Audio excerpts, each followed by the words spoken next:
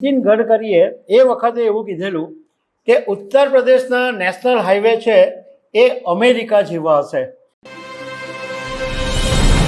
13 જુલાઈ 2026નો એ દિવસ હતો અને કેન્દ્રીય રોડ ટ્રાન્સપોર્ટ અને હાઈવે મંત્રી નીતિન ગડકરી લખનૌ કાનપુર એક્સપ્રેસ વેનું ઉદ્ઘાટન કરવા આવેલા અને નીતિન ગડકરીએ એ વખતે એવું કીધેલું કે ઉત્તર પ્રદેશના નેશનલ હાઈવે છે એ અમેરિકા જેવા હશે।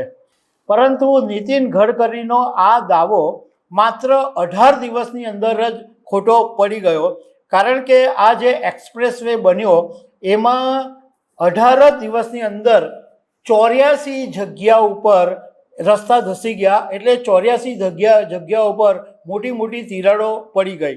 તો આના વિશે હું તમારી સાથે વાત કરીશ। મારું નામ રાજેશ શાહ છે અને તમે જોઈ રહ્યા છો ગુજરાતના સૌથી મોટા ડિજિટલ ન્યૂઝ પ્લેટફોર્મ ખબરછે.com। હજુ તો 13 જુલાઈ 2026ના દિવસે નીતિન ગડકરીએ લખનૌ કાનપુર એક્સપ્રેસ વેનું ઉદ્ઘાટન કર્યું અને 18 દિવસની અંદર આ રોડ કેટલો નકલી છે એ ખબર પડી ગઈ, કારણ કે 84 જગ્યાઓ ઉપર તિરાડો પડી ગઈ અને એમાં મતલબમાં એક્સપ્રેસ વે હાઈવે પર વાહન ચલાવવું પણ મુશ્કેલ થઈ ગયું। આ 63 કિલોમીટર લાંબો એક્સપ્રેસ વે છે। હવે તમને જાણીને નવાઈ લાગશે કે આ જે એક્સપ્રેસ વે બનાવનારી કંપની છે એ પીએનસી ઇન્ફોટેક કંપની છે અને આ કંપની ભાજપના રાજ્યસભા સાંસદના ભાઈ પ્રદીપ જૈનની છે। અને બીજી નવાઈની વાત એ છે કે આ પ્રદીપ જૈનને 2024માં કંપનીને ટેન્ડરમાં ભાગ લેવા પર પ્રતિબંધ મૂકી દેવામાં આવેલો, કારણ કે એક કેસ નોંધાયેલો હતો જેની સીબીઆઈ તપાસ કરતી હતી કે નેશનલ હાઈવેના અધિકારીઓને લાંચ આપવાનો એ મામલો હતો, પરંતુ એક જ વર્ષની અંદર આ પ્રતિબંધ હટાવી લેવામાં આવ્યો અને પ્રદીપ જૈનને તો 23 ફેબ્રુઆરી 2022 આ કોન્ટ્રાક્ટ મળેલો હતો।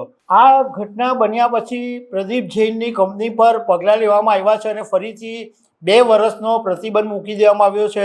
3 અધિકારીઓને સસ્પેન્ડ બી કરી દેવામાં આવ્યા છે। નવાઈની વાત એ છે કે દેશની અંદર આવા છેલ્લા 3 વર્ષની અંદર 21 બ્રિજ ક્યાં તૂટી પડ્યા છે, ક્યાં નુકસાન થયું છે, એમાંથી 15 છે એ તૈયાર બ્રિજ હતા જે તૂટી પડેલા અને 6 નિર્માણ એટલે બની રહેલા બ્રિજ હતા એ તૂટી પડેલા। અને 2000 મીડિયા રિપોર્ટ્સમાં જે અહેવાલો છે એમાં 2021થી 2025 સુધીમાં દેશમાં 170 બ્રિજ ધરાશાયી થઈ ગયા છે અથવા નુકસાન પામ્યા છે।